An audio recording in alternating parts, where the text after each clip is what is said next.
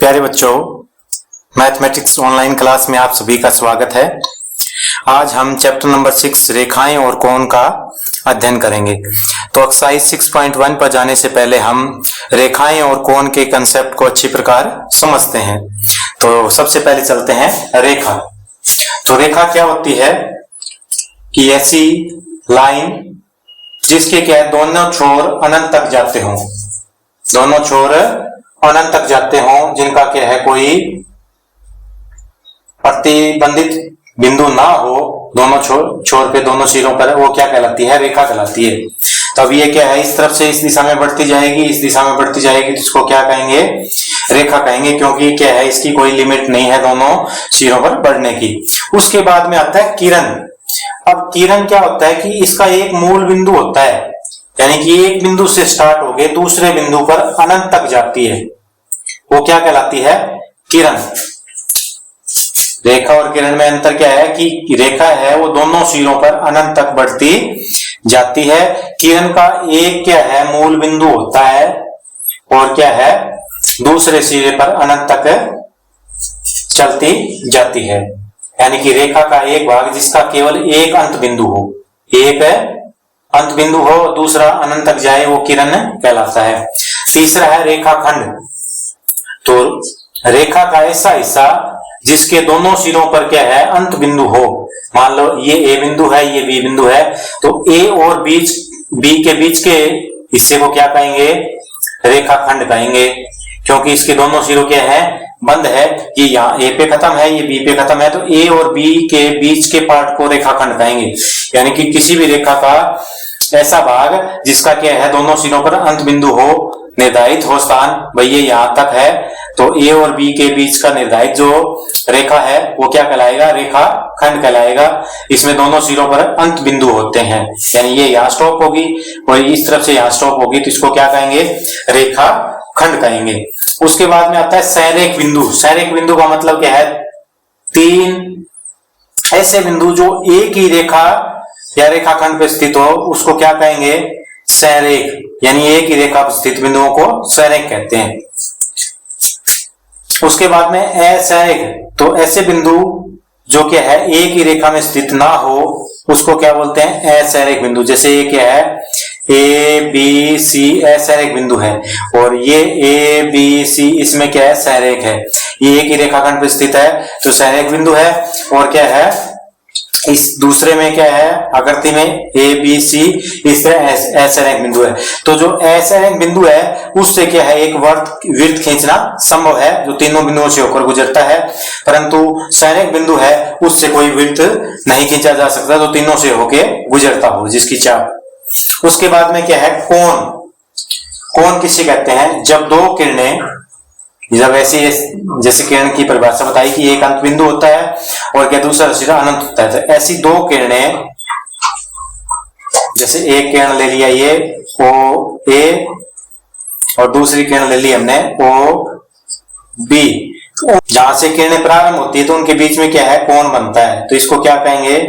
कोण। एक बार दोबारा देखते हैं कोण की परिभाषा कि जब दो किरणें एक ही अंत बिंदु, तो एक स्टार्टिंग पॉइंट होता है, अंत बिंदु होता है, एक सिरा अनंत होता है, तो जो क्या है स्टार्टिंग पॉइंट होता है या अंत बिंदु होता है, उससे क्या है दो किरणें प्रारंभ होती है और क्या है कोण को बनाने वाली क्या है दोनों किरणें कोण की भुजाएं कहलाती है। तो ये भी कोण की भुजा है और ये भी कोण की भुजा है, और ये जो जहां पर मिलती है उसको क्या बोलते हैं? कोण का शीर्ष बोलते हैं। क्या बोलते हैं? कोण का। ये कोण का शीर्ष ओ है, ये कोण की भुजा है ओ बी, और ये क्या है ओ ए बी कोण की भुजा है। तो इस प्रकार हमने क्या है कोण को समझ लिया।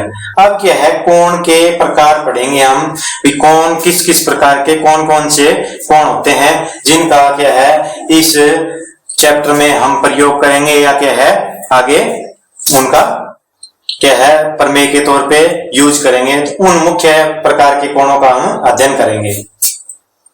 तो सबसे पहले है न्यून कोण। तो न्यून कोण का मतलब होता है 90 डिग्री से छोटा।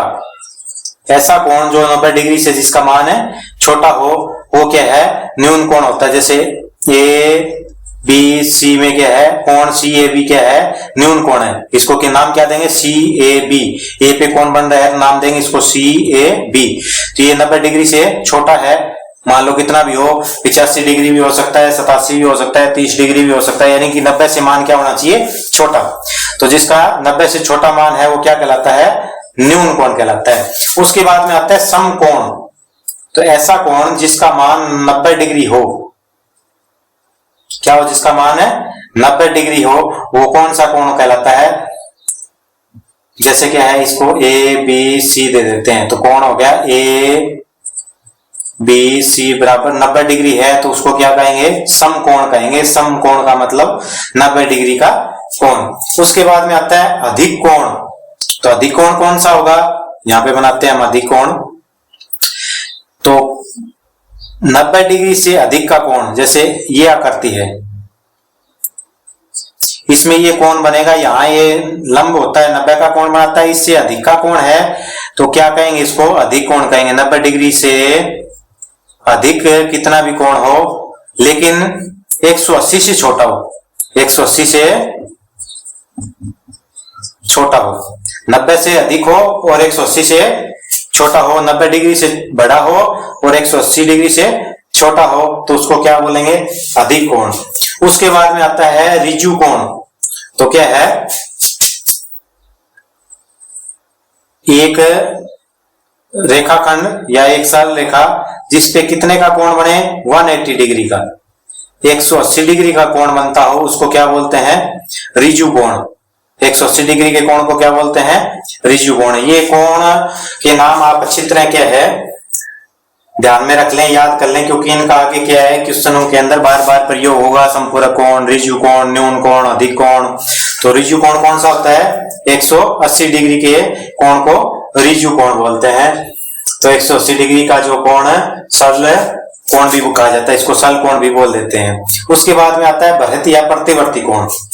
इसका भरत कोण भी बोल देते हैं और प्रतिवर्ती कोण भी बोल देते हैं। तो 180 डिग्री से तो अधिक हो और 360 डिग्री से क्या हो, जैसे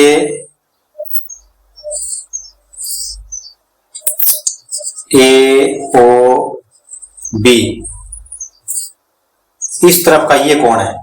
अब क्या 180 डिग्री का यहां बन गया, इससे अधिक है, 360 से क्या है, छोटा है। ये पूरा कोण यहां से लेके यहां तक है। तो 180 से तो क्या आ जाएगा आपका, 180 से बड़ा और 360 डिग्री से छोटा जो कोण होता है उसको क्या बोलते हैं,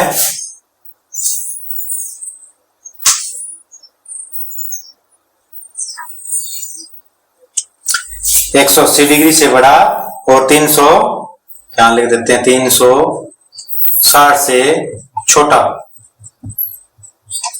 तो इस कोण को क्या बोलते हैं, भरित या प्रतिवर्ती कोण बोलते हैं। उसके बाद में आता है समपूरक कोण। समपूरक, दो कोणों का योग 180 डिग्री, 180 डिग्री हो तो उन कोणों को क्या बोलते हैं, समपूरक कोण बोलते हैं। यदि दो कोणों का योग 180 डिग्री हो तो उन दोनों कोणों को क्या बोलते हैं, एक दूसरे के समपूरक कोण बोलते हैं, एक दूसरे के समपूरक कोण कहेंगे। और उसके बाद में आता है आपका पूरक कोण। अगर दो कोणों का जोड़ 90 डिग्री हो, दो कोणों का योग 90 डिग्री हो तो वे दोनों कोण एक दूसरे के पूरक कोण होते हैं। उसके बाद में आता है संपूर्ण कोण। 360 डिग्री के कोण को क्या बोलते हैं, संपूर्ण।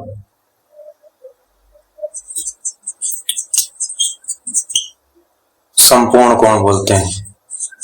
संपूर्ण का मतलब कंप्लीट, ये पूरा वृत्त है तो ये क्या है, यहां से कोण चला और यहीं पे आ गया तो पूरा वृत्त का कोण कितना डिग्री होता है, 360 डिग्री का होता है। इसको बोलते हैं संपूर्ण कोण। उसके बाद में आता है आसन कोण।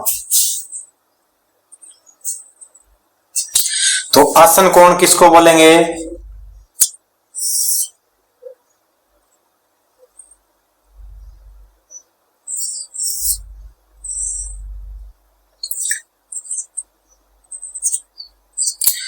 अब क्या है, इसमें दो कोण लेते हैं। एक तो कोण हो गया BOA और एक हो गया आपका COB, ये दूसरा कोण हो गया।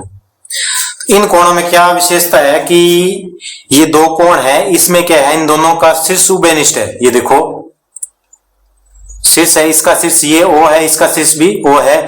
शीर्ष अगर दो कोणों में उभयनिष्ठ हो और उनमें एक भुजा उभयनिष्ठ हो, अब O भी भुजा है, वो इस कोण की भी है और इस दूसरे कोण की भी है, तो एक भुजा उभयनिष्ठ हो और क्या दोनों के शीर्ष उभयनिष्ठ हो, तो क्या है, उन कोणों को आसन कोण बोलते हैं।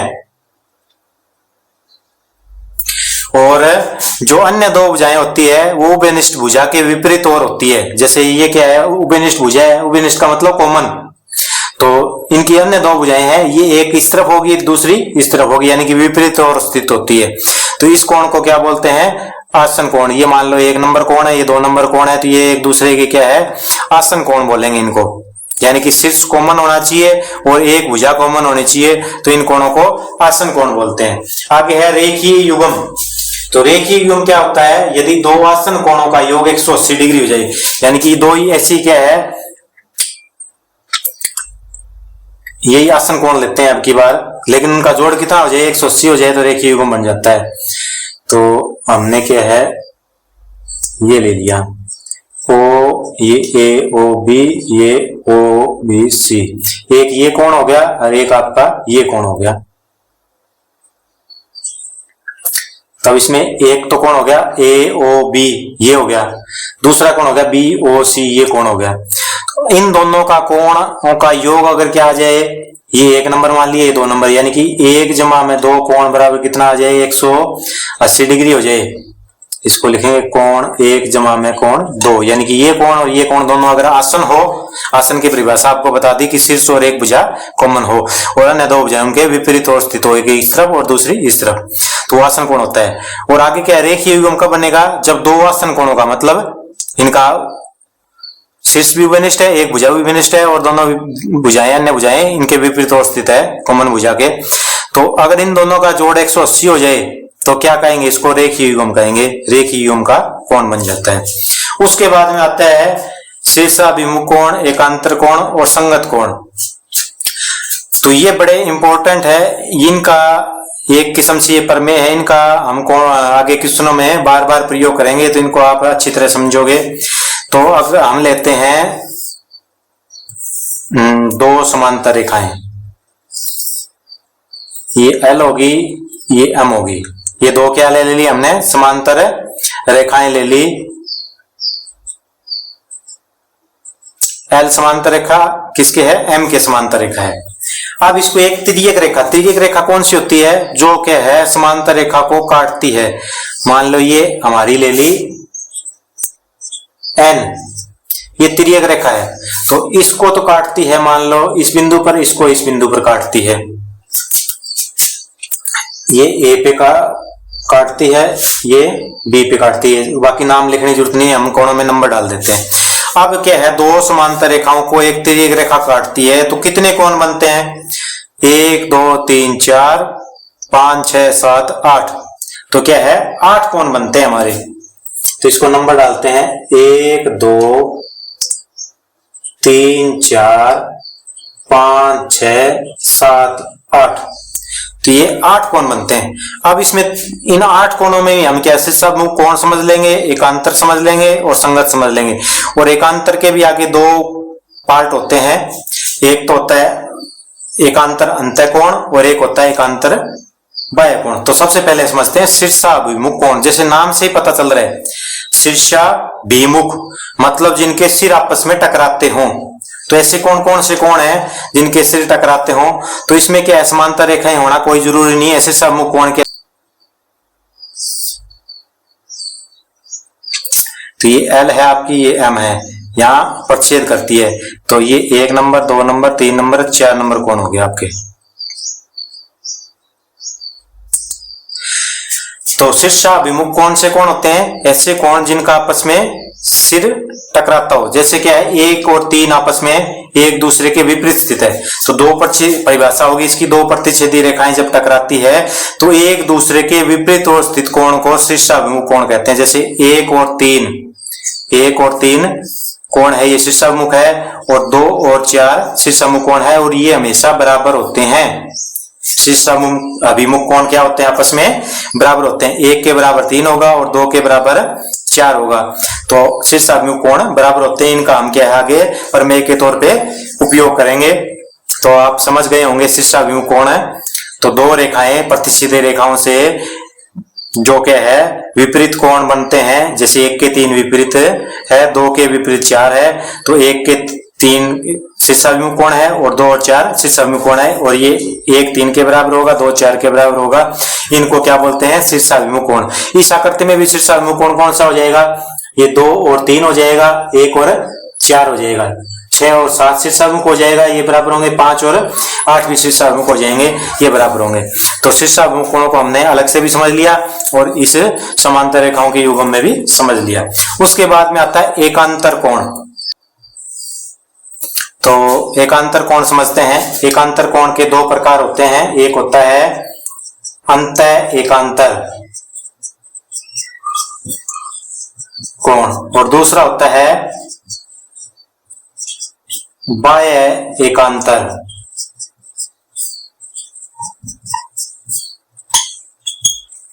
तो समांतर रेखाएं हैं, इनके अंदर कोण बन रहे, एक तो 3 4 5 6, ये समांतर रेखाओं के अंदर स्थित है तो इनको बोलते हैं अंतः एकांतर कोण। और समांतर रेखाओं के बाहर कौन सा है, 1 2 और 7 8, तो ये क्या है, बाह्य एकांतर कोण है। कोण किसके बराबर एकांतर होगा, कैसे होगा देखते हैं। पहले एकांतर अंतः वाला 3, ये 3 नंबर कोण है, ये 6 के बराबर होगा। किसके बराबर होगा, 3 और 6, क्योंकि ये समांतर रेखाएं हैं।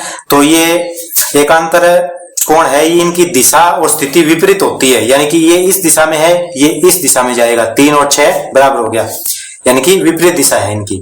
और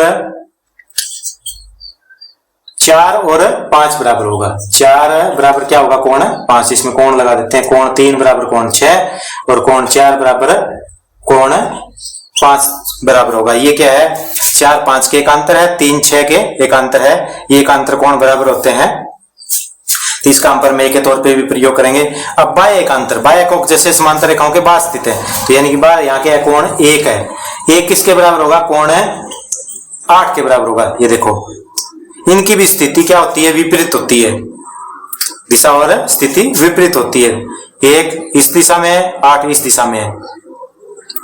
वह 2 नंबर कोण किसके बराबर होगा, कोण 2 बराबर होगा कोण 7 के, कोण 7 के बराबर होगा आपका। तो इस प्रकार के हमने एकांतर कोण को समझा, एकांतर कोण, अंतः एकांतर कोण और बाह्य एकांतर कोण। तो अंतः एकांतर कोण कौन से होते हैं, जो समांतर रेखाओं के अंदर स्थित होते हैं, जैसे कि है एक दूसरे के विपरीत स्थित हो, 3 6 के विपरीत है, 4 5 के विपरीत है, ये बराबर होते हैं। बाह्य एकांतर जो समांतर रेखाओं के बाहर स्थित होते हैं, जैसे 1 8 के एकांतर है, 2 7 के एकांतर है, और इनकी दिशा और स्थिति विपरीत होती है एक दूसरे के। तो ये थे एकांतर कोण। अब समझते हैं संगत कोण। संगत कोण और एकांतर कोण में अंतर यह है कि संगत कोण है वो क्या है, इनकी दिशा और स्थिति एक ही तरफ होती है, दिशा भी एक होती है, स्थिति भी एक होती है, एकांतर की विपरीत होती है। जैसे हम समझते हैं कि कोण नंबर 2 है, कोण नंबर 2 की स्थिति क्या है, ये स्थिति दिशा और स्थिति है, तो इसकी 6 की देखो, 2 और 6 की स्थिति और दिशा एक जैसी है, 1 और 5 की एक जैसी है, तो 2 और 6 को क्या कहेंगे, संगत कोण, जिनकी क्या है, 2 समांतर रेखाओं से बने कोण और समांतर रेखाओं की एक ही दिशा में एक ही तरफ बने कोण, यानी कि ये समांतर रेखा L है, ये M है, 2 कोण है, ये इस दिशा में बन रहा है, 6 कोण भी इस दिशा में बन रहा है, तो 2 और 6 का बराबर होना, इसको क्या बोलते हैं, संगत कोण। तो कोण 2 बराबर कोण 6, ये कौन सा कोण हुआ, संगत कोण, क्योंकि इनकी दिशा क्या है, एक ही होती है, स्थिति एक ही होती है। इसी स्थिति में क्या है, ये 2 कोण बन रहा है, इसी स्थिति में कोण 6 बन रहा है, एक ही दिशा है। तो समांतर रेखाओं के क्या है, एक ही दिशा और स्थित कोणों को क्या है, दोनों इसी तरफ क्या है, स्थित है, ऊपर की तरफ, तो ये क्या है, संगत कोण होगी। अब लेते हैं कोण 4। कोण 4 बराबर हो जाएगा कोण 8, ये नीचे की तरफ स्थित है, समांतर रेखाओं के एक ही ओर स्थित कोण है, 2 समांतर रेखाओं से जो तिर्यक रेखा काटती है तो उसकी एक ही दिशा और एक ही तरफ के स्थित कोण। अब देखो 4 है, ये क्या है, आपके राइट हैंड साइड की तरफ है, नीचे की तरफ है, और ये भी क्या 8 नंबर भी क्या है, समांतर रेखा के क्या है, नीचे की तरफ स्थित है और राइट हैंड की तरफ स्थित है, तो क्या एक ही दिशा और स्थिति में है, तो 4 और 8 क्या है, संगत कोण है। ये संगत कोण की चर्चा चल रही है अब, संगत कोण। उसके बाद में दूसरी तरफ क्या है, कोण एक के संगत कौन सा होगा, कोण 7, नहीं, एक के बराबर संगत होगा कोण 5। अब देखो 1 नंबर कोण है, ये लेफ्ट हैंड की तरफ है, ऊपर की तरफ है, इसमें ऊपर की तरफ 5 नंबर है और लेफ्ट हैंड की तरफ है, तो 1 और 5 संगत होंगे। और क्या है, कोण 3, ये आपका कोण 3 है, ये क्या है, समांतर रेखा के नीचे है, तो इसमें नीचे कितना है, 7, और दिशा कौन सी है, लेफ्ट हैंड की तरफ है, तो ये भी लेफ्ट की तरफ है। तो ये क्या है, 2 6 के बराबर होगा, 4 8 के, 1 5 के, 3 7 के। ये आकृति को देख के समझेंगे तब समझ में आएगा। इनकी क्या है, संगत कोणों की दिशा और स्थिति क्या है, एक ही तरफ होती है। अगर नीचे की तरफ है तो दूसरा भी नीचे की तरफ मिलेगा, लेफ्ट हैंड की तरफ है तो दूसरा भी लेफ्ट हैंड की तरफ मिलेगा। अगर एक राइट हैंड की तरफ है, नीचे है, तो दूसरा भी लेफ्ट हैंड नहीं, राइट हैंड और नीचे की तरफ ही मिलेगा। जैसे एक बार और समझते हैं, 2 और 6, 2 नंबर कोण आपका समांतर रेखा के ऊपर स्थित है और राइट हैंड की तरफ है, और 6 नंबर भी समांतर रेखा के ऊपर स्थित है और कौन से, राइट हैंड की तरफ स्थित है। इसी तरह ये चेक करते हैं, 1 और 5, 1 नंबर क्या है, समांतर रेखा के ऊपर स्थित है और 5 नंबर भी ऊपर स्थित है, ये लेफ्ट हैंड की तरफ है, ये भी लेफ्ट हैंड की तरफ है। यानी कि दिशा और स्थिति क्या है, इनकी दिशा व स्थिति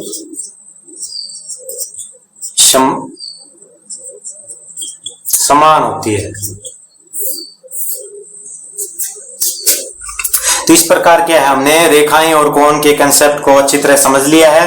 अब नेक्स्ट वीडियो में हम एक्सरसाइज 6.1 हल करेंगे।